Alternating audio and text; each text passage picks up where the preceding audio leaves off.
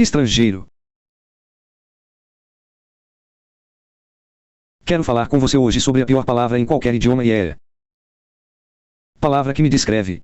Sou um kafir. Agora o Islã tem muitas palavras diferentes para não muçulmanos e essa é uma delas, pessoas infiéis pagãs não crentes do livro, mas a palavra que descreve todos eles. Porque as pessoas do livro são apenas para cristãos e judeus é kafir. KFR e eu escrevo com K maiúsculo, porque escrevo com K maiúsculo. Porque os muçulmanos recebem M maiúsculo e assim recebo K maiúsculo porque sou tão bom. Quanto eles são agora o plural de kufar de kafir, mas digo kafirs porque quero que a palavra seja usada no idioma inglês. Vamos usar um plural padrão em inglês, o significado do árabe palavra kafiri. Essa é a palavra árabe significa aquele que esconde isso, no meu caso eu realmente sei que ela escreveu o Alcorão e que é perfeito e eu realmente sei que Maomé é o profeta de Allah e estou apenas encobrindo isso porque eu só quero dizer que kafir também significa alguém que não é grato, ou seja, não sou grato pela generosidade de Allah e não sou grato por Muhammad e não sou grato por Muhammad, deixe-me deixar claro que a palavra kafir é usado tanto que juntei algumas estatísticas sobre isso. O Alcorão dedica 64% de seu texto ao kafir. O incrédulo Assara dedica 81% dele ao incrédulo. O cobre e o Adid 37% é dedicado ao cobre. Agora aqui está a coisa que ela odeia. Kaper, deixe-me ler um versículo para você. Este é o Alcorão 40:35. Eles kafirs que contestam os sinais dos versículos do Alcorão de Allah sem autoridade tendo alcançado eles são muito odiados por Allah e pelos crentes, então Allah me odeia, mas observe outra coisa, os muçulmanos me odeiam, na verdade, há 13 versículos no Alcorão que dizem que os muçulmanos não são amigos dos kafirs, então é assim que um policial é ruim e, a propósito, a melhor linguagem do Alcorão descreve é tortura do cobre no inferno. Uma vez perguntei a um falante de árabe quão bons eram aqueles versos em árabe, ele disse, Bill, eles são muito melhores em árabe, você pode odiar melhores, os kafirs devem ser imundos, enganados, decapitados, crucificados, conspirados contra, aterrorizados, humilhados, é a pior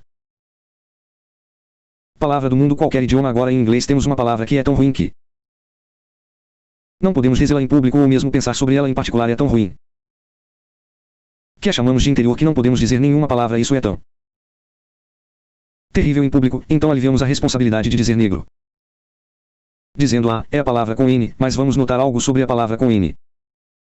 A palavra com N é uma opinião pessoal de intolerância. Enquanto a palavra tafir, ela diz que eu sou um kafir, ela diz que estou imundo, então é por isso que a palavra é pior do que qualquer palavra em qualquer idioma, pois não é fanático. Kafir é a verdade de Allah, é ódio sagrado, na verdade, todo o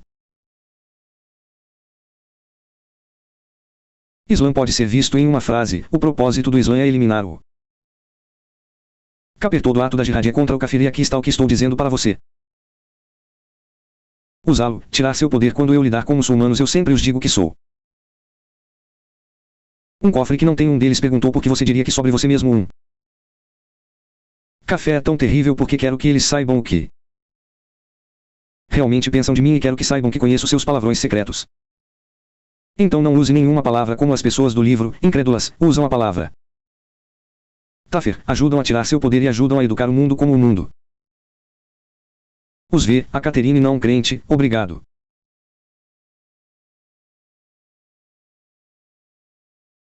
Gostaria de falar com você sobre acho um tópico fascinante que é o tópico da ética islâmica e, em particular, uma parte da ética islâmica que é chamada de engano sagrado ou taqiyya. Deixe-me dar algumas regras éticas que vêm do hadith. Um muçulmano não trapaceia com outro muçulmano nos negócios. Um muçulmano não mata outro muçulmano. Um muçulmano não toca na esposa de outro muçulmano e um muçulmano não mente para outro muçulmano. Você percebe algo aqui que está certo? Você e eu ficamos de fora porque você vê que o Islã não é um sistema ético simétrico. A regra de ouro é simétrica. Faça para os outros é que você gostaria que eles fizessem com você. Há um equilíbrio aqui. O outro e você são vistos como iguais, mas no Islã, se você é um kafir, você nunca é igual ao muçulmano. O Islã não tem Uma regra de ouro, o kafir é sempre inferior.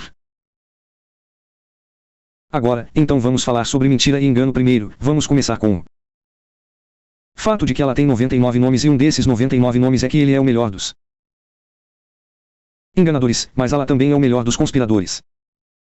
E conspiradores, então é isso muito surpreendente o que encontramos no Alcorão. Capítulo 16, versículo 106.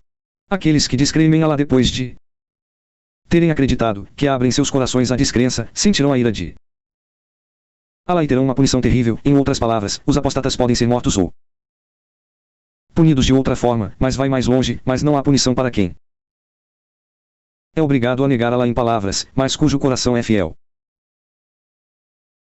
Por outras palavras, um muçulmano pode mentir sobre o Islão se isso servir o Islão, e uma das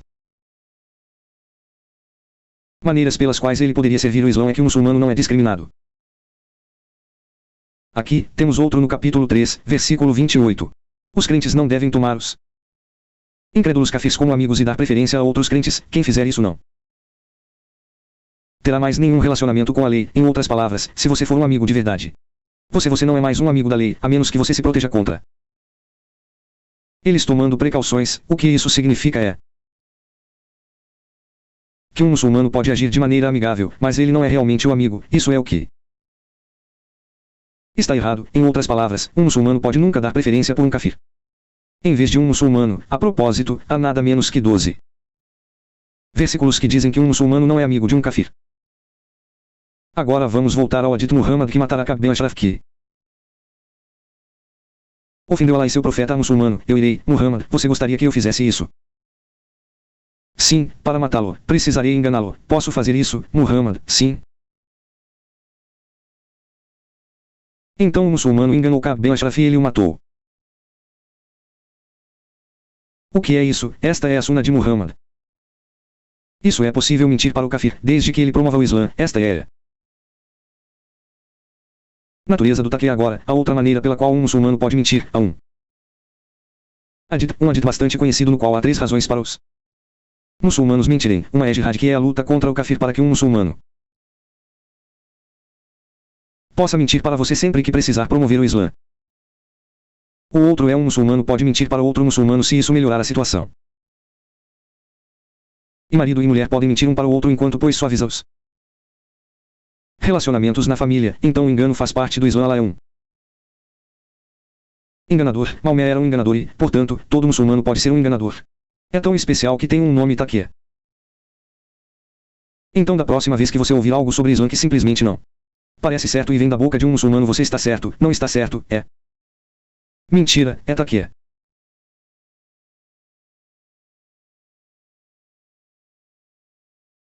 Gostaria de falar com você hoje sobre engano e mentira. Acho que é um dos mais fascinantes aspectos da doutrina islâmica é que ela estabeleceu todo um sistema de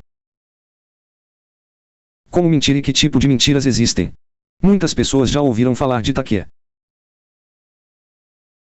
TAQYYA, mas há uma forma especializada de engano que quero apresentar a vocês hoje. Tauria TAWRYA. Agora o acento é mencionado diretamente no hadith. Por exemplo, o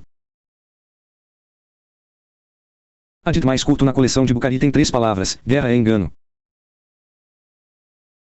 Eles precisam entender quando o Islã usa o termo guerra, significa jihad é muito maior do que o conceito ocidental de guerra.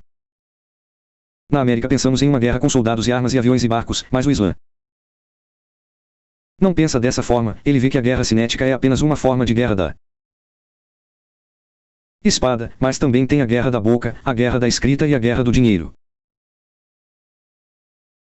Na verdade, a jihad do dinheiro é mencionada muitas vezes no Alcorão. A grande coisa que somos jihad difere de nós, porém, é todo o conceito de que é uma guerra civilizacional e atravessa todos os aspectos do ser humano, e assim é aqui que às vezes Toria cospe na guerra civilizacional. Agora Tauria é melhor dado por exemplos, mas significa um duplo sentido. Por exemplo, se eu pegar o telefone e você perguntar por João e João está na sala ao lado, e eu disser bem, ela não está aqui, com isso quero dizer que ela não está nesta sala em que estou, então essa é Tauria e não é considerada mentira porque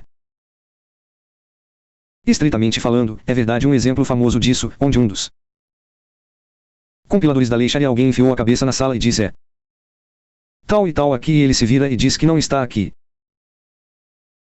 Ele não está na palma da minha mão. Pega outra forma desse engano você sabe que eu não tenho um centavo no bolso onde na realidade eu tenho muitas notas de $100, mas não tenho um centavo no bolso. Agora, aqui está uma forma de engano que veio da Inglaterra e o imã disse isso durante a época de Natal. Ele diz, você deve entender que nunca devemos desejar um cristão Feliz Natal porque isso reconhece o feriado pagão deles. Mas você pode dizer isso a eles, desejo-lhe o melhor e em sua mente você sabe que o melhor seria que eles se tornassem muçulmanos, então agora você satisfez o aspecto social disso, é festivo a ocasião em que você disse algo agradável, mas é mentira, a outra famosa que é dada na Sara em que um homem se torna muçulmano e isso é na Etiópia. E ele sabe que será questionado sobre como ele se sente em relação a Jesus e então ele escreve em um pedaço de papel e coloca no bolso que não há Deus além de Alá. E Maomé é seu profeta e então ele ao conversar com o rei cristão diz eu juro colocando a mão aqui pensando que é no coração que Jesus é o Senhor. Mas claro que o que está no bolso dele acabou de chegar agora tem uma história muito famosa que configura o arquétipo do engano. Havia um judeu chamado Ka'b ben Ashraf. E ele escreveu um poema sobre Muhammad. Muhammad não gostou do poema e então disse quem vai matar Ashraf, que ofendeu Alá e seu profeta e um dos muçulmanos, disse bem, eu irei, Muhammad, mas terei que enganá-lo. Faça isso. Agora, há um versículo no Alcorão que também se refere ao engano, é o versículo 3:28. Deixe-me ler para você. Permite que os crentes muçulmanos não tomem infiéis como amigos e aliados em vez de crentes, então eles não são realmente seus amigos. Quem faz isso não terá mais nenhuma relação com Deus, em outras palavras. Você está saindo do rancho muçulmano, a menos que se proteja contra eles. Tomando precauções agora, o que este versículo significa tomando boas precauções, acontece que dois dos mais famosos exegetas Al-Tabari e Ibn Kathir, que são homens que são especialistas profissionais no assunto do Alcorão, dizem isso, o que significa é que você pode odiar o kafir mas você precisa ter um sorriso no rosto, então se você tem um bezerro ou quem é seu chefe, você pode jogar com ele ou se você se importa na América, você pode jogar com o governo federal, não importa a escala disso funciona, mas você pode fingir ser amigável, você pode ter um sorriso no rosto enquanto houver ódio no coração e essa é a proteção que ela precisa, porque o muçulmano tem que deixar bem claro que ele não é realmente amigo de o kafir, mas porque é um engano, ele deve fazê-lo pensar que ele é agora. Eu lhe dei muito em que pensar aqui, mas não lhe disse que todo muçulmano é um mentiroso, pois alguns podem tentar fazer com que isso seja o que estou dizendo aqui é que todo muçulmano tem uma opção ética em todos os momentos de mentir, se quiser fazer avançar sua lei. Não precisa mentir, mas é aceitável mentir, então pense nisso na próxima vez que ler algo que os muçulmanos dizem sobre o Islã em América.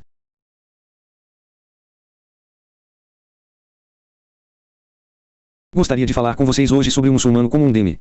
Já dei várias palestras nas quais tento mostrar às pessoas que é a Sharia e o status de dhimmi.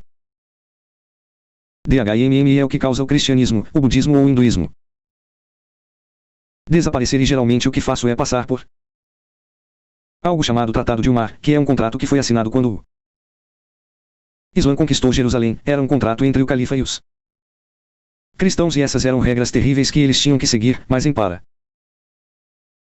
realmente levá-los para casa, eu gostaria que você fingisse que os muçulmanos assinaram um semi-tratado com nossa cultura, com nossa civilização e vamos ver como é colocar o sapato no outro pé, como seria se um muçulmano ou um dhimmi na América agora. Cada uma dessas coisas que vou lhe dar são coisas às quais os cristãos foram subjugados. Vamos começar com os muçulmanos não devem construir nenhuma nova mesquita. Os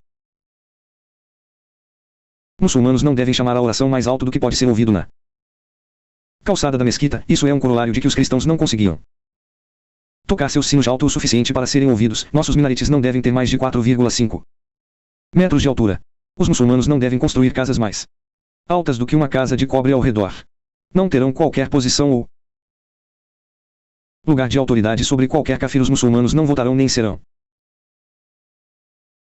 cidadãos em qualquer cafeína. Os muçulmanos não servirão na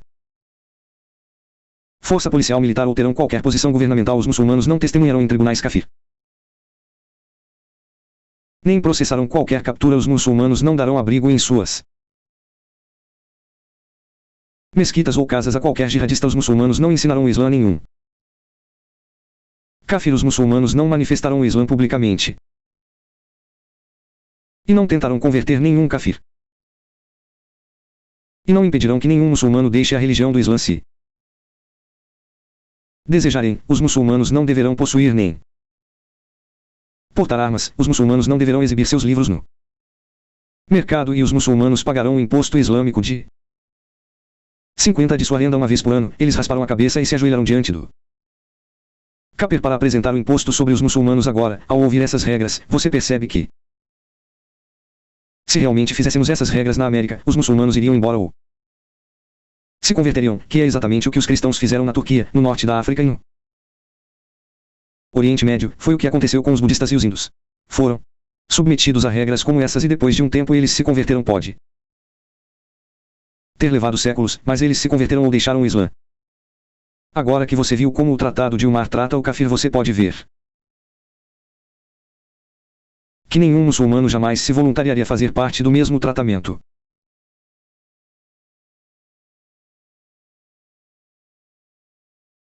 Então quantas vezes você já ouviu esse Estado Islâmico cortar cabeças ou vender escravas sexuais na África e as desculpas pelo Islã dizem, isso é radical, isso é extremo, isso não é o verdadeiro Islã. Conheço alguns muçulmanos no trabalho e eles são ótimas pessoas e, além disso, é apenas uma pequena minoria que está fazendo todas essas coisas. Então, em outras palavras, não precisamos nos preocupar com isso. Mas o que eles querem dizer com extremo, certamente cortar cabeças se enquadra nessa categoria. Mas você sabe, há outras coisas que são extremas, como bater em sua esposa, filho, noivas, consanguinidade, casar com seu primo. Essas são coisas extremas também, e o que todas essas coisas extremas têm em comum, elas estão todas na Sharia. Porque matar kafirs, jihad, está tudo na Sharia, como bem como noivas, crianças e endogamia. Então tudo o que precisamos fazer aqui é sermos capazes de medir não apenas a matança radical, mas todas as formas de ideias radicais. Em outras palavras, precisamos medir a Sharia. Tudo isso foi feito para nós.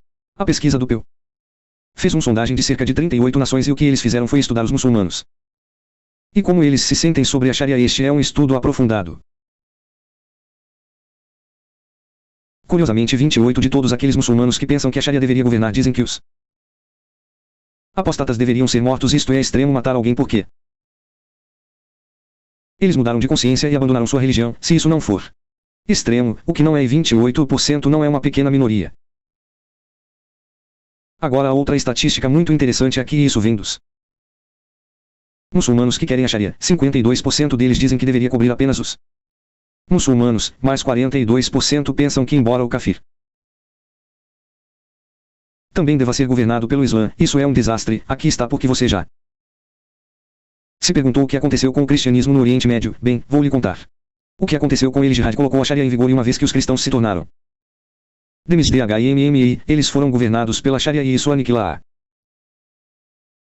civilização cristã, aniquila todas as civilizações. Foi o que aconteceu no Afeganistão e foi o que aconteceu no Paquistão. Você diz que eles costumavam ser budistas índios, mas a Sharia destruiu, a Sharia destrói e aniquila todas as civilizações kafir, o que pode demorar um pouco. Por exemplo, a destruição do cristianismo na Turquia levou vários séculos, mas assim que a Sharia estiver em vigor e governar o kafir, a civilização kafir morrerá. Isso é mais importante do que matar um indivíduo. Estamos falando de civilizações inteiras. Agora, se você é um bom apologista do Islã, talvez você se saia bem, mas só precisamos de uma reforma. Os cristãos tiveram uma reforma. Vamos examinar a ideia de reformar o Islã. Vamos começar com o simples fato de que o Alcorão é completo, perfeito, universal. Como você reforma isso? E, a propósito, você sabe que existem dois Alcorões diferentes. Há um Alcorão antigo escrito em Meca e é geralmente tolerante com os outros, e 64% desse Alcorão está em Meca, mas há uma porção menor escrita em Medina é de 36%. E o Alcorão de Medina pede o governo da Sharia. Agora, como você vai reformar isso porque você vê que o Alcorão de Medina segue o Alcorão mecânico anterior e o próprio Alcorão diz que é mais forte, então a parte menor do Alcorão é mais forte do que a maior parte, você não pode se livrar dela. Ela não pode desaparecer. Na verdade, aqueles muçulmanos, os 48, que querem o governo da Sharia, são os melhores muçulmanos. Então estamos presos a nenhuma reforma, ela não pode mudar e nós também terei que lembrar que 48 não é uma pequena minoria, é uma minoria dominante. Então pense nisso da próxima vez que alguém lhe disser, ó, esse assassinato não é real, isso é extremo e é apenas uma pequena minoria estrangeira. Bem, enquanto estamos fazendo este vídeo, o Hamas e Israel estão fazendo isso de novo e temos os comentários de sempre. Bem, o Hamas começou bem, os israelenses estão prejudicando muitos Hamas, então isso vai e volta. Eu gostaria de parar e dar uma nova olhada no problema da guerra israelense e olhando para isso de um ângulo totalmente diferente. Agora, gostaria de começar com esta pergunta: o que é que o Sudão, Nigéria, Caxemira, Afeganistão, Paquistão, Síria, Iraque e Israel têm em comum?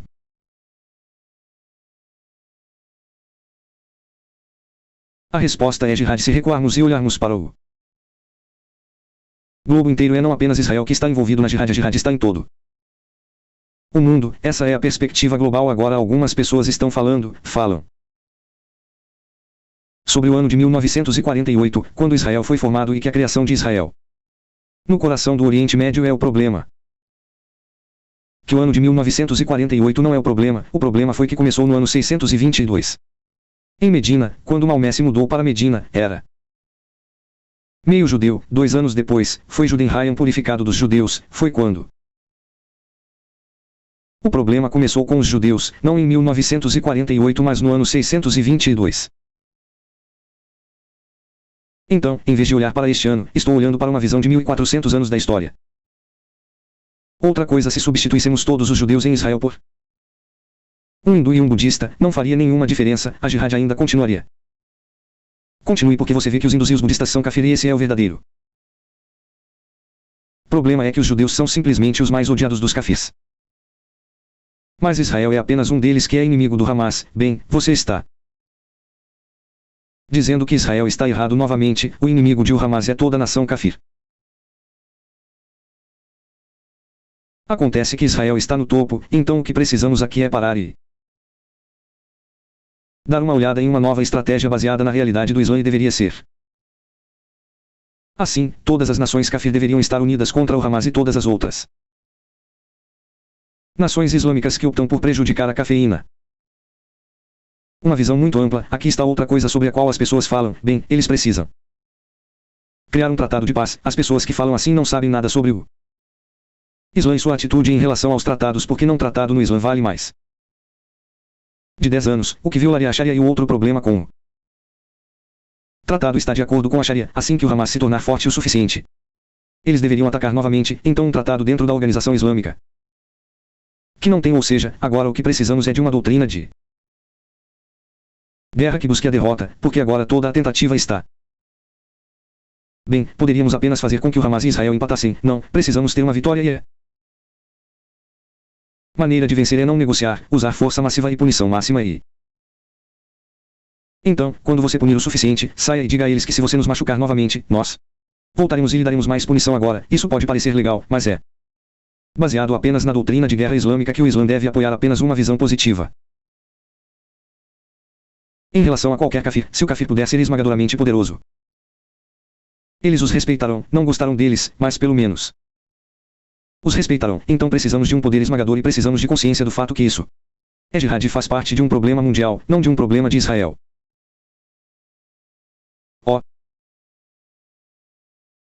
Pergunte-me bem, se a jihad faz parte do Islã, como é que meu bom amigo muçulmano não parece um jihadista? Bem, primeiro vamos perguntar que tipo de jihadista ele pode ou pode não ser. A maioria das pessoas quando pensam em jihadistas pensam em algumas coisas como Benghazi ou 911, o que chamaríamos de jihad como uma espada. Agora lembre-se que há 4 tipos de espada de jihad: caneta e dinheiro. Então só porque seu bom amigo muçulmano não parece ele é violento, o que você espera de um Jihadista não significa que ele não seja um jihadista. Mas também temos que entender isso, mesmo que ele seja do tipo violento de jihad com espada, que mesmo o próprio Alcorão não diz que todo muçulmano é ser ativo como um guerreiro jihadista o tempo todo. Por exemplo, houve momentos em que saiu para o combate, que é a jihad da espada. Muhammad disse uma vez para Ali: não vá cuidar da família, e outra vez ele fez o mesmo com Uthman. Ele disse: não venha para a batalha, fique com a família. Mas mais do que isso, há uma doutrina de que todos os muçulmanos não precisam participar da jihad. Deixe-me ler para vocês o versículo 922. Os fiéis não devem sair todos juntos para lutar. Se parte de cada tropa permanecesse para trás, eles poderiam instruir sim sua religião e alertar as pessoas que, quando retornarem para eles, deveriam se proteger contra o mal. Então o que isso diz? Diz que nem todo muçulmano deve sair para lutar, mas você vê o Alcorão na jihad são extremamente práticos. Na Segunda Guerra Mundial, os Estados Unidos estavam em guerra total e, no entanto, apenas cerca de 10% da nação foi alistada nas Forças Armadas, e daqueles que estão nas Forças Armadas, ainda menos estavam na linha de frente. Então não, uma nação sempre peca todo o seu povo para a guerra. Geralmente 10 é o máximo que você sentirá ao mesmo tempo. Observe também que entre os muçulmanos você terá aqueles que estão doentes, mulheres cegas, muito velhas ou muito jovens. Então é bobagem pensar que todo muçulmano deveria ser um jihadista com uma espada agora. Então deixe-me voltar ao fato de que a jihad tem 4 manifestações. Deixe-me dar um exemplo de um tipo de jihad que você não considera como jihad, mas é. Diálogos religiosos são uma forma de jihad porque usam o discurso para defender pontos contra o cobre. Lembre-se também que jihad significa luta. E, portanto, qualquer aspecto em que um muçulmano luta contra as sociedades, como escrever uma carta ao editor, faz parte de jihad. Então você pode ter amigos que são jihadistas muçulmanos e você simplesmente não sabe disso, mas mesmo que o Islã esteja em plena jihad, não significa que todo muçulmano terá uma espada ou uma bomba corporal. Então essas são as respostas para o porquê nem todo muçulmano parece ser um jihadista violento. Eles não deveriam ser.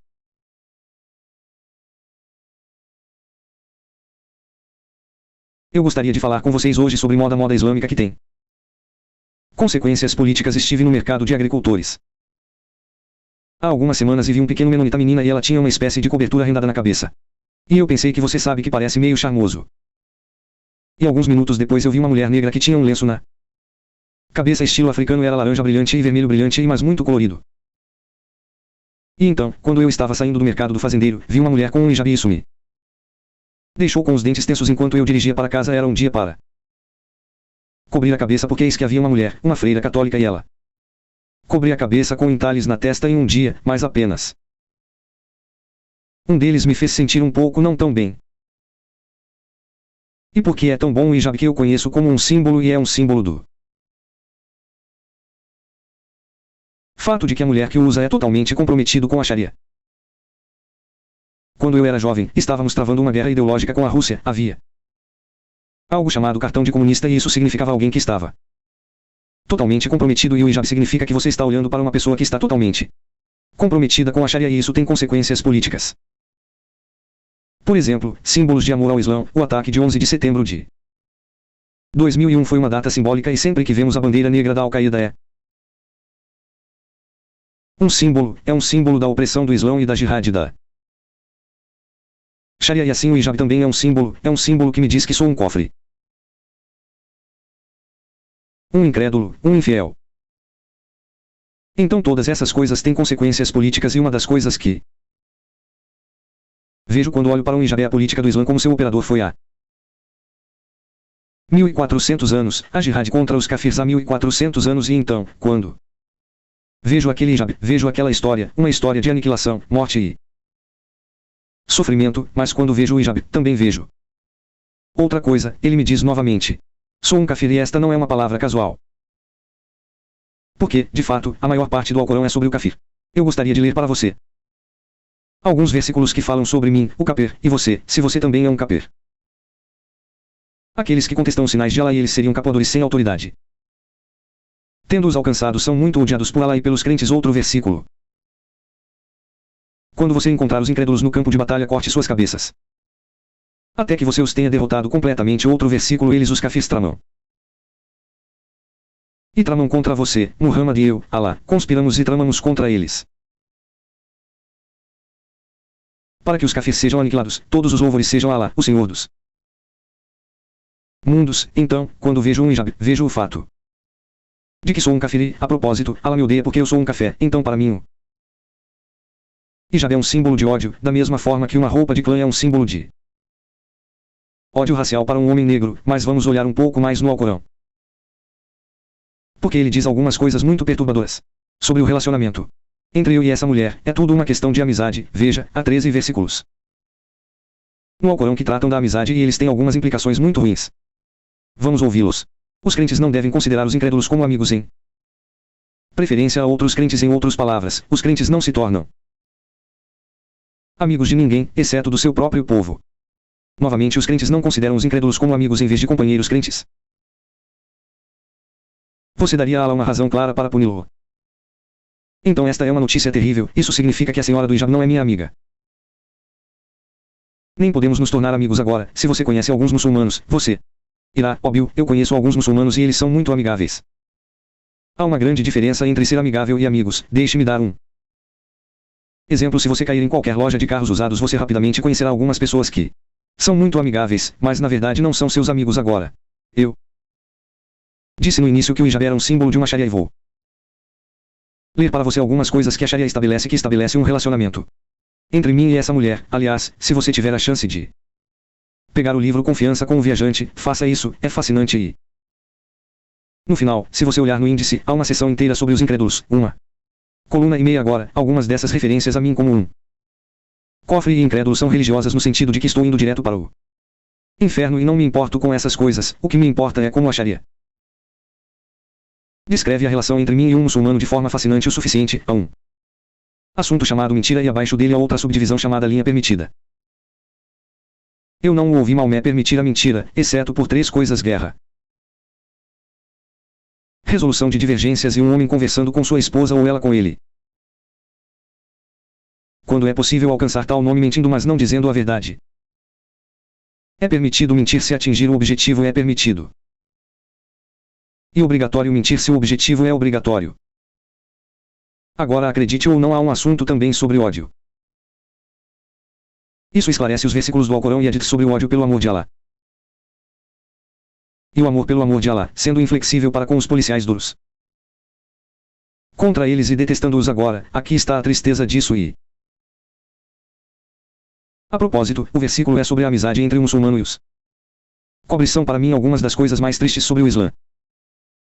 Mas você entende aqui que existe um grande golfo entre mim e a senhora que usa o hijab. É um abismo que não posso transpor porque ela está dizendo a ela e Maomé está dizendo a ela como se relacionar comigo e eu nunca vou convencê-la de que ela está errado e que estou certo e que podemos ser amigos, assim como a roupa do clã estabelece uma meta intransponível entre quem usa a roupa do clã e o homem negro. Então o hijab também estabelece, infelizmente, uma lacuna intransponível. Agora há alguns que me diriam: Bill, você é tão odiador porque o hijab é cultural e na América honramos todas as culturas porque você vê que todas as culturas são realmente equivalentes. Então você é um odiador porque você não gosta do hijab. Não, eu não sou um odiador, simplesmente sei o que o hijab simboliza e as pessoas que distribuem esse conselho multicultural politicamente correto não sabem nada sobre o Islã, ou pelo menos essa tem sido minha experiência ao longo vez que aqueles que distribuem estes conselhos culturais baratos não sabem nada sobre o Islã. Por isso temos a cabeça vazia a dizer palavras vazias. Por isso, da próxima vez que virem um hijab, lembrem-se que não é uma declaração de moda. É uma declaração sobre o Islã político e como nós devemos ser dominado.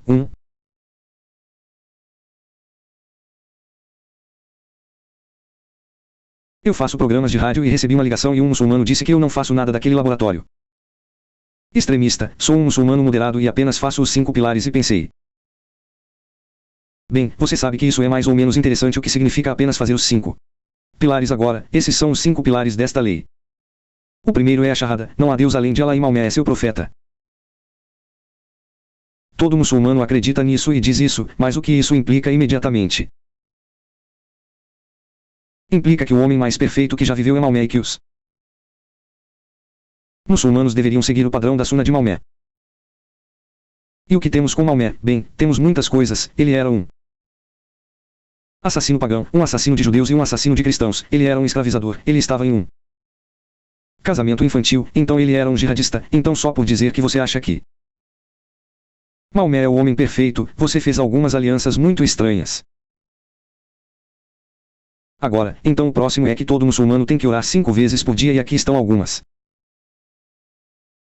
das coisas sobre as quais eles oram. Todo muçulmano repete isso várias vezes durante suas orações. Esta é a primeira surata. Os versículos 6 e 7 nos mostram o caminho reto. O caminho daqueles a quem você favoreceu os muçulmanos, não o caminho daqueles que ganham sua raiva, judeus, nem daqueles que se desviam dos cristãos tão embutidos nas orações 5 vezes por dia é uma difamação dos cristãos e judeus. Isso é no mínimo. Agora chegamos ao próximo dos 5 pilares. Zakat, caridade muçulmana. Você precisa saber disso. O zakat só vale para os muçulmanos, não para o kafir, os não muçulmanos. E para que esse dinheiro deve ser usado? Bem, há um versículo no Alcorão que fala sobre isso e deve ser usado para muitas coisas, mas 2 delas são para suborno, que é para a influência usada pelos muçulmanos e pela jihad, aqueles que lutam pela causa de Allah. Então, o zakat inclui a jihad e eles viriam para o Hajj indo para Meca. Este não é apenas um exercício religioso, é um exercício político. Porque Meca é a parte mais apartheid da terra. Nenhum judeu nem cristão ou qualquer outra pessoa pode ir a uma parte do mundo do apartheid que só permite que os muçulmanos cheguem lá e, a propósito, o Hajj também inclui sacrifício de sangue. Faz o elemento do Ramadã, que não é tão prejudicial ao descafir, exceto pelo fato de que a produtividade islâmica acontece durante o Ramadã, embora envolva jejum. Por incrível que pareça, muitos muçulmanos ganham peso. Por quê? Por causa da festa à noite. Agora há outro aspecto de um muçulmano minimalista ou moderado, e esse é o fato de que eles são muçulmanos e todos os outros são kafir. Vamos considerar abordando o assunto do inferno. Há 146 referências ao inferno no Alcorão. Agora em cada referência ao inferno eles dizem por que a pessoa está queimando no inferno, e desses apenas 9 versículos falam sobre um problema moral que é roubo, assassinato. Não, isso deixa 135 referências para o inferno. E a única razão pela qual a pessoa está no inferno é que ela não acredita que Maomé é o profeta de Allah. Ela não acredita que o Alcorão é a palavra de Allah. Então vemos nos 5 pilares que mesmo um muçulmano moderado ou minimalista tem muitas, digamos, arestas sociais que os tornam uma péssima adaptação à nossa sociedade. Pense nisso.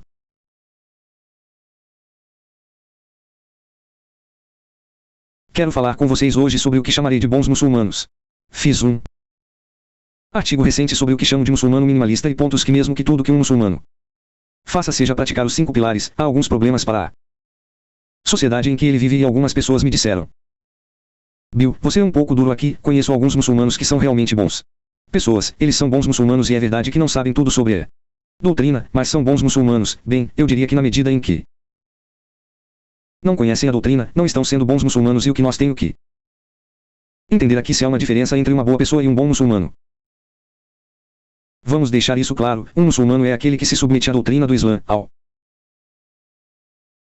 Alcorão e à Suna de Maomé. Isso é o que um muçulmano é na medida em que eles prática. Esse é o grau em que eles são muçulmanos, e se eles não praticam o Islã, então não são muçulmanos. Em vez disso, estão sendo um bom kafir. Porque não praticar o Islã é ser um kafir. Deixe-me dar um exemplo do que quero dizer. Há um homem na América, Dr. Zuri Jasser, que afirma ser um reformista em relação ao Islã, e essas parecem ser suas intenções. Conheço várias pessoas que conhecem o Dr. Jasser e todos dizem a mesma coisa: ele é um homem realmente maravilhoso. Ele faz um ótimo vizinho. Bem, há uma pista se ele é um ótimo vizinho, então ele não é realmente um muçulmano praticante, porque quem é o vizinho perfeito no Islã? Bem, Muhammad. Quem é o tudo perfeito? Ele é o vizinho perfeito. E o que ele fez? Ele atacou todos. O único vizinho que ele tinha, ele atacou os pagãos, ele atacou os judeus, ele atacou os cristãos, e quando não havia cristãos suficientes na Arábia para atacar, ele foi para o norte, para a Síria, para atacá-los. Então, esse é o tipo de vizinho que Maomé era, e o doutor não Siga isso, então, na medida em que ele é um bom vizinho, ele não está realmente sendo um bom muçulmano. Agora há dois tipos de maneiras pelas quais um muçulmano pode ser visto como bom. A primeira é que eles apenas praticam Meca, a religião do Islã, mas aqui está o que isso é como ter um filhote, um gatinho ou um cachorrinho. Digamos, vamos pegar um filhote de lobo. Quando a água é um cachorrinho pop, eles podem ser vistos como fofos e brincalhões e talvez até vistos como um animal de estimação, mas mais tarde, quando o lobo atingir a maturidade, você tem uma coisa diferente, agora você tem uma ameaça de violência. Então aqui temos o mesmo no Islã, os estágios iniciais podem ser agradáveis e legais, mas eles ainda não são totalmente muçulmanos porque alguém se torna muçulmano somente quando pratica todo o Islã. Então aqui temos o acordo, se você praticar o Islã, você não será bom para o kafir, porque não há um bem absoluto no Islã para o kafir. Há algumas coisas que parecem ser boas, mas à medida que o Islã melhora, amadurecendo na Medina completa então, de alguma forma, eles estarão praticando a jihad contra a nossa sociedade. Não quero dizer que eles vão prejudicar alguém com as mãos, o que quero dizer é que eles vão lutar para colocar o Islã no nível mais alto da nossa sociedade. Então, eles não precisam seguir nossas regras ou eles alteram as regras de acordo com suas necessidades. Então não há nenhum bem absoluto no Islã para o kafir. O que isso significa é que não há bem absoluto em um muçulmano que pratica todo o Islã o tempo todo. A bondade que vem de uma pessoa, se não for seguindo a antiga Meca, é simplesmente não seguir o Islã. Portanto, não há bem no Islã para o bezerro ou, portanto, não há bem em um muçulmano que pratica todas as suas leis. É difícil lição porque existem pessoas boas. Não estou dizendo que os muçulmanos não possam ser boas pessoas, mas na medida em que eles são boas pessoas é o grau em que eles não seguem o Islã. É uma lição difícil que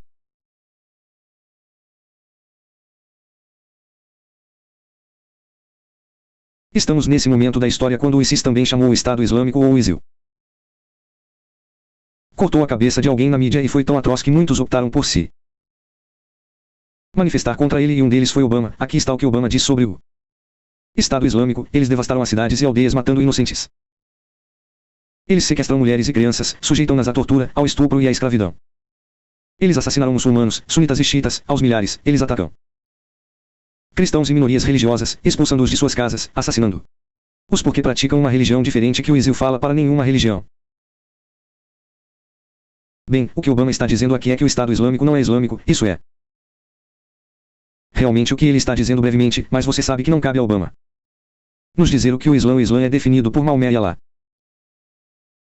E vamos ver o que aconteceu no Sara de vida de Maomé, sua biografia oficial sobre todos esses pontos, e vamos começar com todas as coisas. Estupro por ocasião do Khaibar. Uma vez que os judeus foram esmagados, Maomé emitiu novas ordens sobre como o sexo seria feito com mulheres capturadas. Elas não deveriam ser feitas sexo com quando estavam menstruadas nem se estavam grávidas.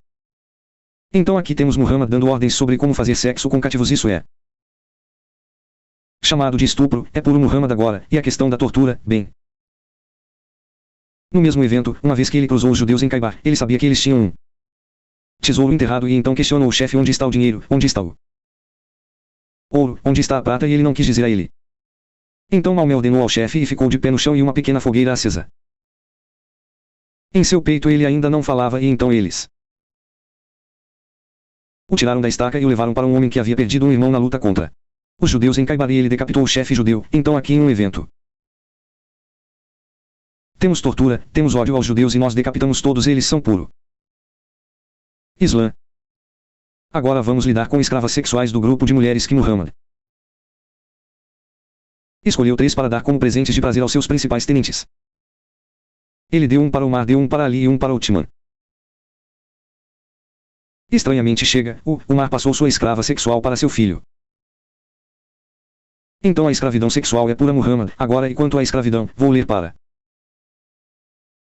vocês uma lista de coisas nas quais Muhammad estava envolvido com a escravidão. Todas elas vêm de Sara, e do como todas essas referências podem ser encontradas em politicalislam.com. Ele estava envolvido em todos os aspectos da escravidão. Ele mandou matar homens kafir para que suas mulheres pudessem se tornar escravas. Ele deu escravos como presentes. Ele possuía muitos escravos, muitos deles negros.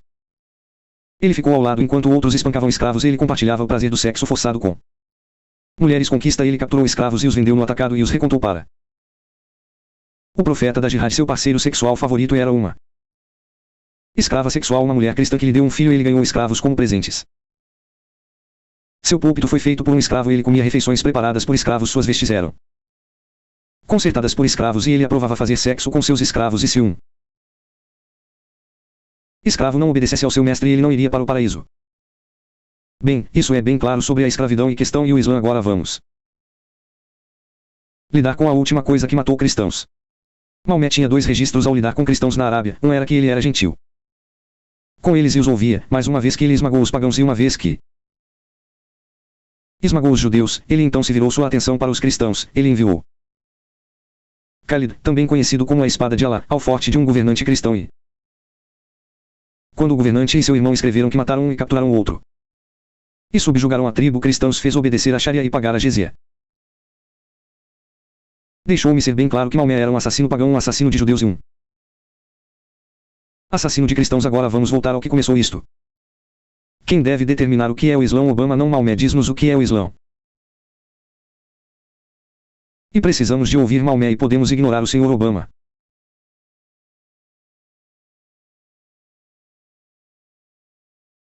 Na segunda-feira, 11 de agosto, a Organização da Cooperação Islâmica, a OCI, o principal órgão islâmico do mundo, denunciou a perseguição aos cristãos em Mossul, norte do Iraque. O secretário-geral disse que o deslocamento forçado dos cristãos de Mossul mostrou que o Estado Islâmico o exilou e essas práticas não têm nada a ver com o Islã e os seus princípios que apelam à tolerância e à coexistência. Na verdade, apelam à tolerância e à coexistência. Muito bem, bem.